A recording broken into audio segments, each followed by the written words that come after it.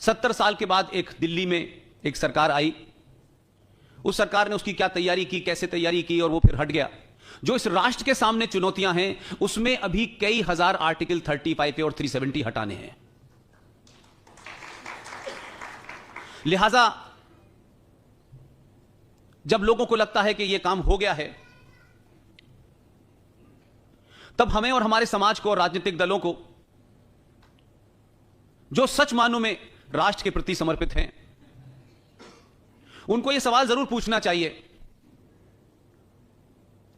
कि एक ऐसा काम जो अनकॉन्स्टिट्यूशनल था, जो इलीगल था, इस वाइब्रेंट समाज को उस पर दबाव बनाने में 70 साल क्यों लगे? तो क्या हम ये मान लें कि 6 अगस्त के बाद से भारत सुरक्षित हो गया है? 6 अगस्त के बाद से सारी चुनौतियां समाप्त हो गई हैं। आम देशवासियों को ऐसा लगता है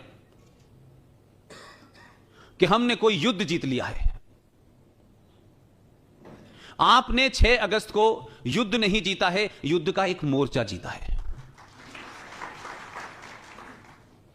बल्कि 6 अगस्त के बाद जो कुछ भी आप आज देख रहे हैं, पड़ोस में क्या हो रहा है, कश्मीर में क्या हो रहा है, देश भर में क्या प्रतिक्रिया आ रही है, मैं मानता हूं कि 6 अगस्त के बाद भारत के सामने इस तथाकथित आजाद भारत के सामने चुनौतियों का एक लंबा पहाड़ है और 6 अगस्त के बाद से लड़ाई शुरू हुई है। और एक नहीं है मामला, संविधान में कोई एक मुद्दा नहीं है। संविधान में अभी बहुत सारे ऐसे मुद्दे हैं जो इस देश को कभी बताए नहीं गए। सामाजिक संगठनों ने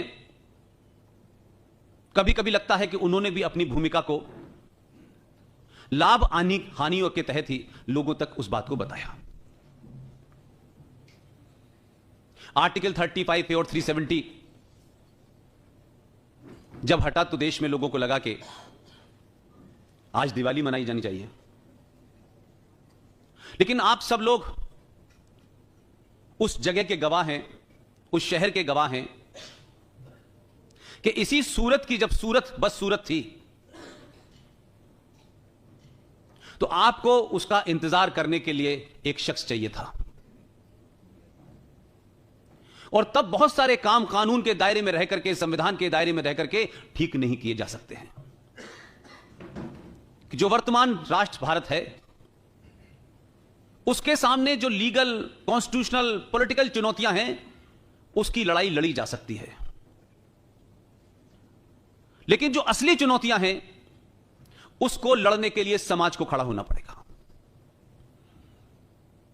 क्योंकि वो एक चुनौती नहीं है, एक लंबे समय से उन चीजों को इस देश में मजबूत किया गया। लिहाजा आपने ऑपरेशन सूरत किया तो सूरत की शक्ल बदली,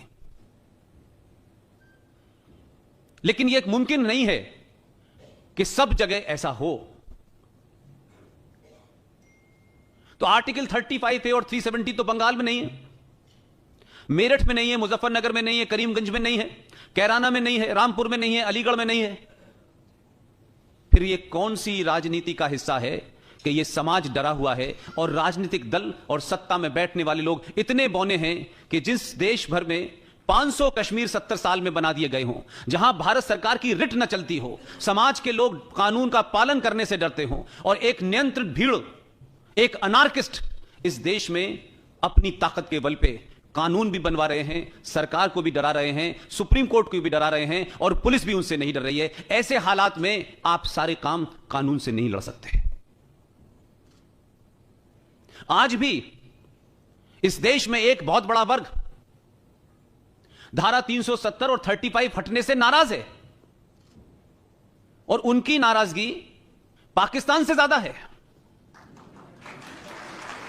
उनकी नाराजगी बांग्लादेश से ज्यादा है। यह आप ही के देश में हो सकता है, क्योंकि 70 साल में जो आपने सत्ता का एपरेटस बनाया है, सत्ता के इर्द गिर्द पूरा समाज, हर एक को सत्ता से कुछ ना कुछ लेना है।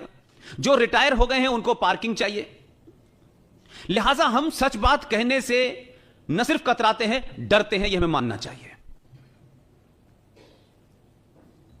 लेकिन मैं और तमाम वो साथी जो पूरे देश में हम लोगों के साथ हैं, कुछ को आप टेलीविजन पे देखते हैं, कुछ को कभी किसी के साथ देखते हैं, अलग अलग जगह में जा रहे हैं, अलग अलग विषयों पे बात कर रहे हैं, और ये देश उनके साथ खड़ा हो रहा है। और वो किसी के खिलाफ नहीं है, किसी विचारधारा के खिलाफ नहीं है, किसी मजहब के खिलाफ नहीं है, लेकिन सच को सच कहने की शक्ति ने आज देश को खड़ा कर दिया है। तो आर्टिकल 35 पे हटा। अभी थोड़ी देर पहले मैं मेयर साहब के उस हॉस्पिटल भी गया जिसमें बहुत अच्छे कार्य हो रहे हैं, जहां भी कुछ लोग थे उनसे भी मिला।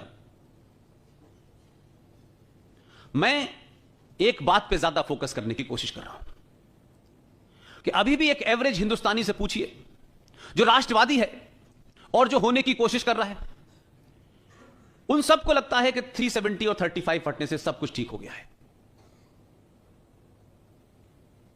लेकिन मैं इस बात के लिए सार्वजनिक तौर पे, इस सब के बावजूद भी कि मेरा कोई राजनीतिक एफिलिएशन किसी से नहीं है, मेरा अगर छोटा मोटा कोई एफिलिएशन है वो सिर्फ राष्ट्र के साथ है, बाकी किसी के साथ नहीं है।